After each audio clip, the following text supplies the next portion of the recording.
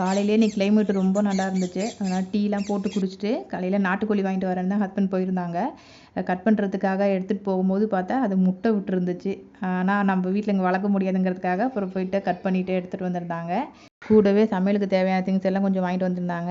கையோடையே புதினா கொத்தமல்லிலாம் க்ளீன் பண்ணி அந்த பாக்ஸில் போட்டு வச்சுட்டேன். நான்வெஜ் செஞ்சாலே எனக்கு எங்கள் மாமியார் வீடு தான் ஞாபகம் வரும். ஏன்னா கல்யாணம் ஆன புதுசுலலாம் ரொம்ப சிரமமாக இருந்துச்சு. ஏன்னா அவங்க வீட்டில் வெஜ்ஜு தனி பாத்திரம், நான்வெஜ் தனி பாத்திரம். நான்வெஜ் சமைச்சதில் வெஜ்ஜு சமைக்க மாட்டாங்க.